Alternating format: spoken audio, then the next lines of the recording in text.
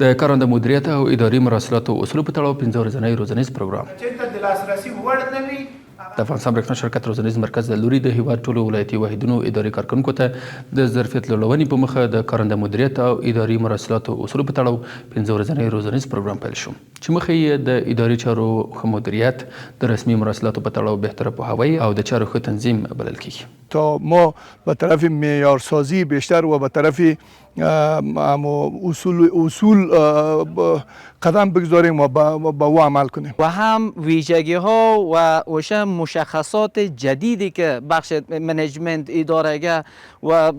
بخش مراسلات ادارهگه که ایلگنلر bizlar buni آموزش qilamiz. bizlarga masalan guzarish berganga biz maktub yozamiz, isti'lom yozamiz, peshnihod yozamiz. bularni o'sha nuqot asosiy که mavzui mushaxxasi bo'lsa bu guzarish تهیه qilamiz. bu خیلی bizlarga muhim edi. د افغانستان برېښنا شرکت روزنیز مرکز مسؤلین وایي د روزنیز پروګرام به د ولایتي واحدونو اداري کارکوونکو سره مرسته وکړي څو خپل اداري مهارتونه لوړ کړي، د ورځنیو چارو په تنظیم کې چټکتیا راوړي او په ټوله کې مسؤلیتونو پیژندنې، پلان جوړونې، پریکړو او د رسمي مراسلاتو لیږد او ترلاسه کولو په مخه لا اغیزمن عمل وکړي. عمدتاً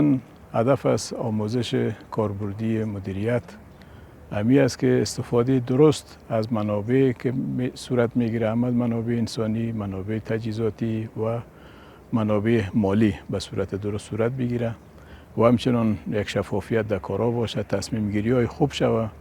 و امو پلان های استراتژیک که برېښنا شرکت داره به او موفق شون یا نایل شون. د افغانستان برېښنا شرکت اړوند روزنیز مرکز مسؤلین همداراز ډاډ څرګندوي چې د همدې تیوریکي او عملي پروګرام پر مرسته به د برېښنا سکتور د بشري، مالي او اداري سرچینو څخه د وړ او اغیزمنې ګټې اخیستنې لپاره ګټور ګامونه پورته شي او هم به له دې لارې اداري خدمتونو چټکتیا، سمون او لا ښه والی تضمین شي. د ملګرو په همغږي موږ یو ګروپ جوړ کړو. اوس چې هر نوه موضوع دلته موږ سره پیدا شي په دې ګروپ کې ملګری غږ کې 15 ملګري چې ډېر تجربې لري، کافي تجربې لري، هغه لار ورته ښیي. موږ په وارو انشاءالله له دې چې غوښتنه کوو چې دا سلسله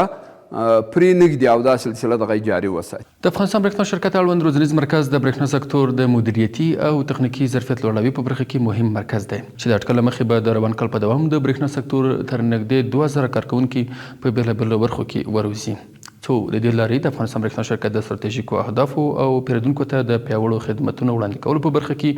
اساسي ګامونه پورته شي.